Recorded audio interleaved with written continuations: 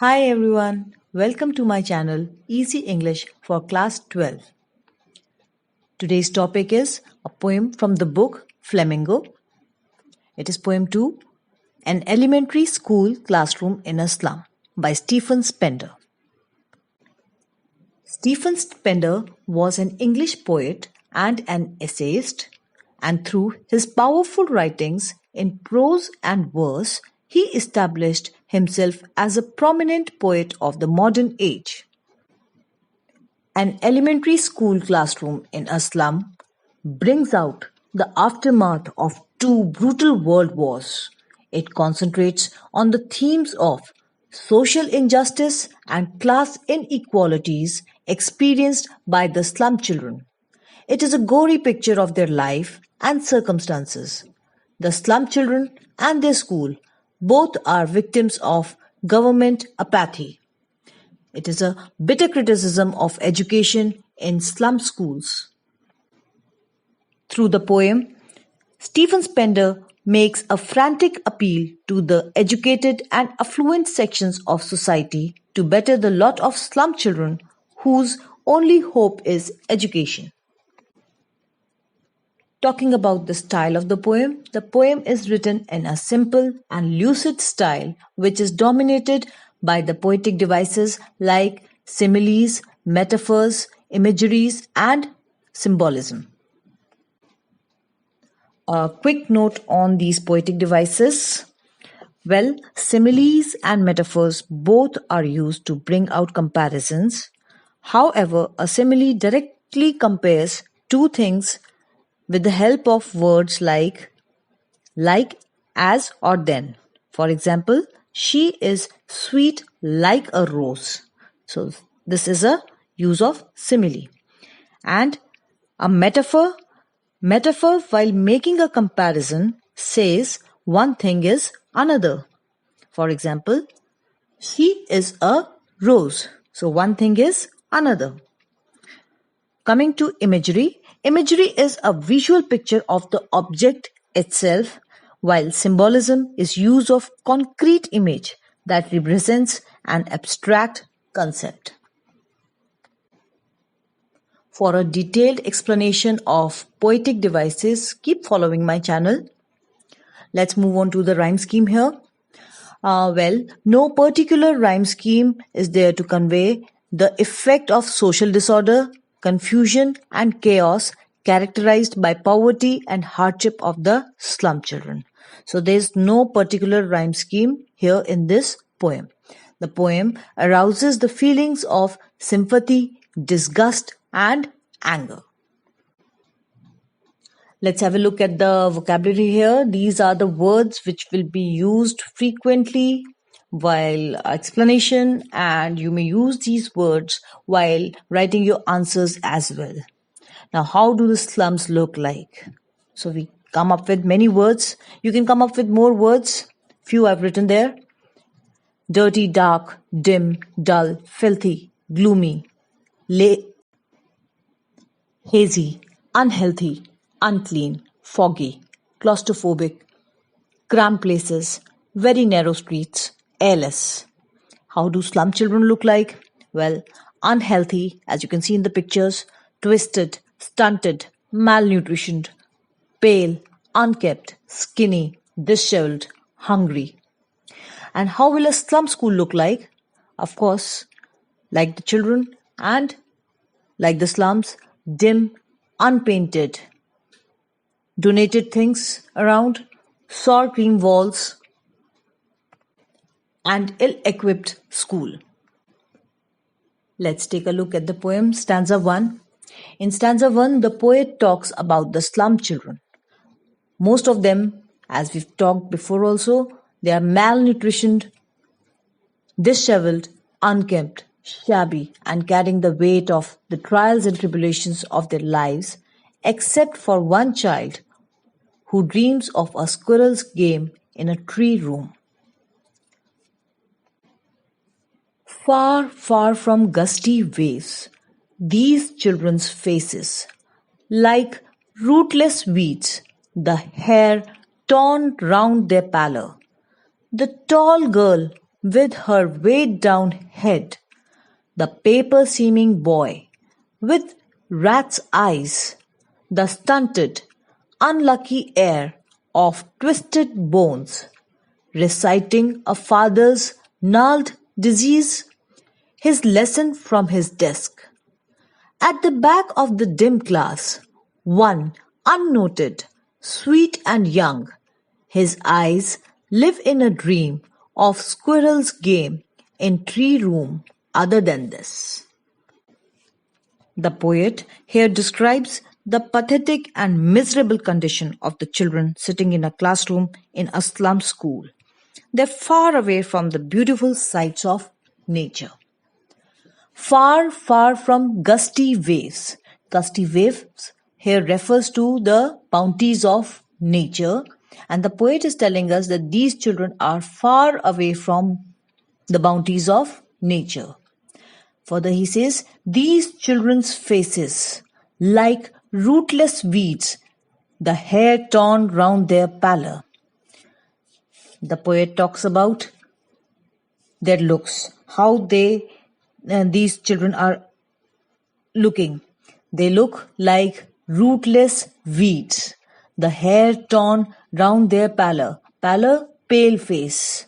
So they are malnutrition, they have a pale face, and their hair is unkempt and disheveled, and they compare to rootless weeds, meaning it is symbolizing here being unwanted. They're unwanted, they look shabby, weak and hungry. Their unkempt hair looks like rootless weeds on their pale faces. Further, the poet describes these students one by one, these children one by one. There is one tall girl in the classroom and she is very depressed. The tall girl with her weighed down head. So weighed down meaning that she is depressed. She keeps her head down. She's being burdened by the sad thoughts or maybe the trials and tribulations of her life.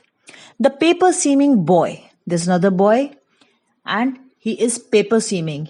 That means he is really thin with rat's eyes. Now the poet here tells us he's got rat's eyes. So basically he's trying to convey the anxiety, the hunger which is there in the rat's eyes. The boy's eyes are like that. The stunted, unlucky heir of twisted bones. There's another boy who's stunted. Probably the growth is not proper. His bones are twisted and he is an unlucky heir. We all are, lucky. We get property, we get money, we get, good fame from our parents. But for these children, what do they get?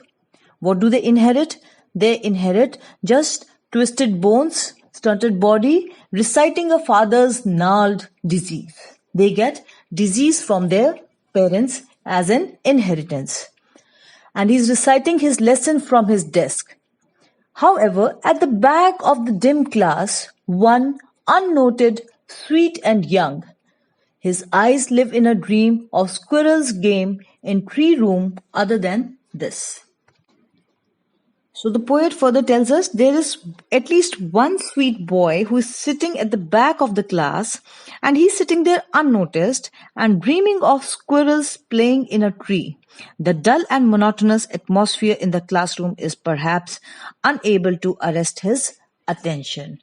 And probably, we look for some hope for these children in that boy.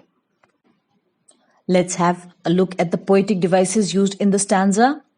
The very first line, far, far from. Now here we have repetition as well as alliteration.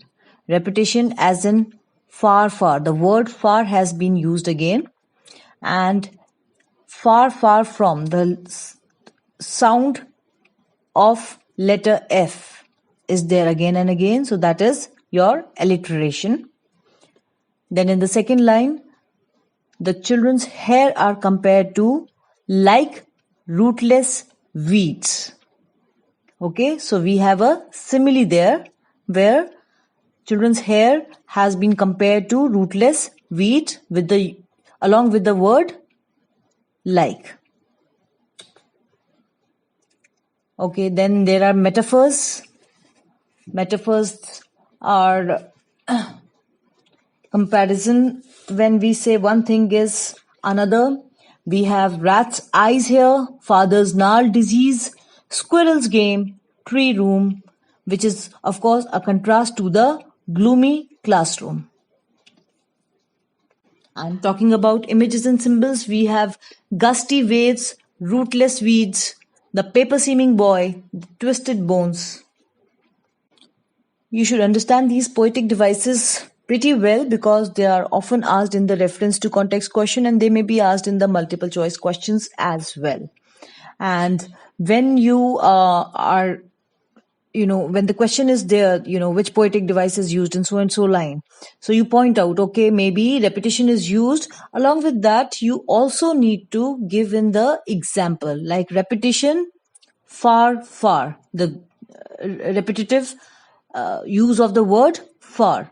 And if it is in case if you are elaborating it to be alliteration, then far, far from, and you underline f in far, f in another far, and f in from. So that is the way you get 1 on 1 for this 1 mark question. If you just write alliteration and leave it like that, then you get only half a mark. So please be careful whenever you are mentioning poetic devices, mention it along with the example. In stanza 2, the poet describes the classroom, which has not been painted for a long time. It is dim, gloomy, ill-equipped, filled up with whatever was donated, indeed a very sad ambience. Let's read the poem.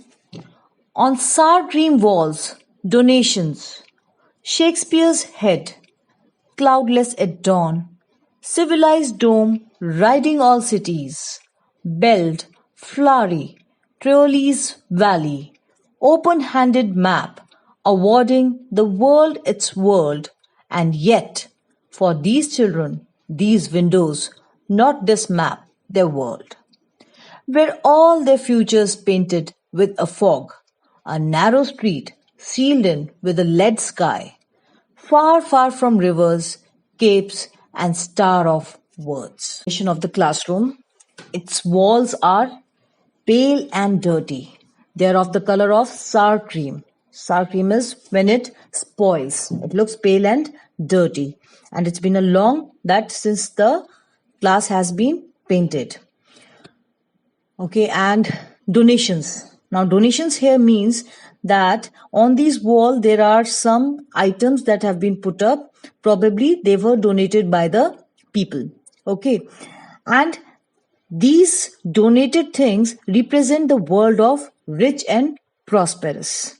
There are many things, and the things are, there is this Shakespeare's head. Okay, probably some, picture or sculpture of Shakespeare. And there is picture of domes of urban cities. Okay, and there is picture of early morning sky as shown on a cloudless morning. Okay, basically it means blue skies picture. And there's also a picture of beautiful Trioles Valley, a region where there are lots and lots of flowers. It's the region in Austrian Alpine province adorned with flowers. And there's also a world map, which awards the world its world. Basically, we get to know about the world. It divides the world into countries, small and big, and we get to know about all this through the map. Okay, so these are the things on the wall that are present in the classroom. However, when the poet says, and yet for these children, these windows, not this map, their world. So it means that all these pictures have no meaning to these impoverished children. Their world is only what they can see out of the window, and out of this window, what they can see, only the foggy, narrow streets of slum, where all their futures painted with the fog. Painted with the fog, all the future is very, very dark, uncertain, or hopeless. Okay, and a narrow street sealed in with a lead sky. Lead sky, once again, represents gloominess, dark and dull sky. Far, far from rivers, capes, and stars of words. Once again, the poet uses the word far, far. These children are very far away from the bounties of nature, like rivers, capes, and stars of words. So for these children, their world is only their dirty, gloomy, hopeless slum, and the natural bounties are just not for these children.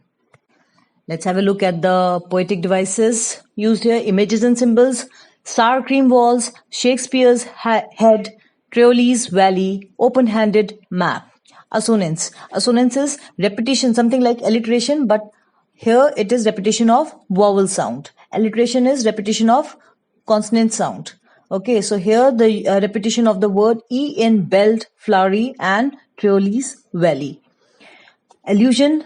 Allusion is reference to a well-known person or a place. Here, Shakespeare's head and Trioli's valley. Both the person and the place are well-known. Next one, metaphors. Metaphors here used are futures painted with a fog, lead sky. So basically it's showing the contrast with the bright and blue. Repetition, once again, far, far, and alliteration, far, far, from. Sound of F in far, far, and from. Stanza 3. The poet brings out the worthlessness or meaninglessness of these slum children and their school. It reads like, surely Shakespeare is wicked, the map a bad example, with ships and sun and love tempting them to steal for lives that slyly turn in their cramped holes from fog to endless night. On their slag heap, these children wear skins peeped through by bones and spectacles of steel with mended glass, like bottle bits on stones. All of their time and space are foggy slum, so blot their maps with slums as big as doom. The portrait of Shakespeare, which was probably donated by someone, about which we learned in the previous paragraph, the poet calls it wicked. For Shakespeare, who is an epitome of literature, having his portrait in the, class where children can't have the basic education, it is certainly very, very ironical and maybe meaningless. Okay, so there's no quality education in these schools. The children will never learn about Shakespeare's work here. And further, the poet tells us that map is a bad example, because for these children, their classroom is the whole world for them. The classroom or whatever they see out of the window. So map is a bad example for these children, and with ships and sun and love tempting them to steal, these references or to the rich and prosperous world will only tempt them to steal the things, because they know that they can never achieve those things. These children, they live in cramped holes like hutments, and there is no end to their misery. There is a perpetual state of gloom, hunger, and despair. On their slag heap, here the poet tells us that their bodies look like heaps of garbage. On their slag heap, these children wear skins peeped through by bones. Okay, so they are very, very skinny children. We can see their bones are peeping out of their skins. They're malnutrition, they are skinny. And spectacles of steel with mended glass. It shows their poverty. How poor they are, that whatever steel spectacles if they're wearing, it is mended. Like bottle bits on stones. Now these children appear like the shattered pieces of a bottle, like a shattered glass. All of their time and space are foggy slum. Again and again, there is stress on slum being foggy, lead sky, or futures painted with fog. It all shows gloominess, darkness, and hopelessness. So all of their time and space are foggy slum. So it means all of their life is being destroyed here in the slum. The slum is like a blot as big as doom on the maps of these children, that is, the lives of these children. Poetic devices here, images and symbols, ships and sun, cramped holes, bottle bits on stone. Similes, like bottle bits on stone, slums as big as doom. Metaphors, spectacles of steel, cramped holes. In the last stanza, the poet makes an appeal to the people in position and also to the readers to take notice of the poor plight of these children and do the needful, as only good education can help them to rise from their background and shine bright like happy children.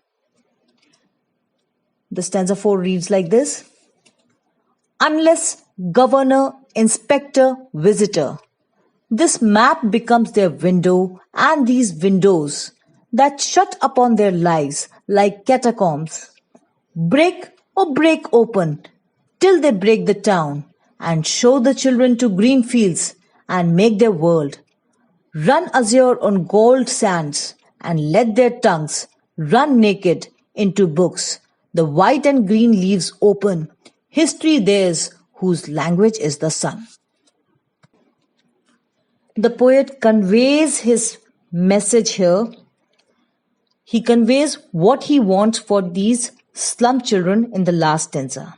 He says, these children will continue to suffer this hell unless government officials like governors, inspectors, or educationists who visit such schools come forward to help them.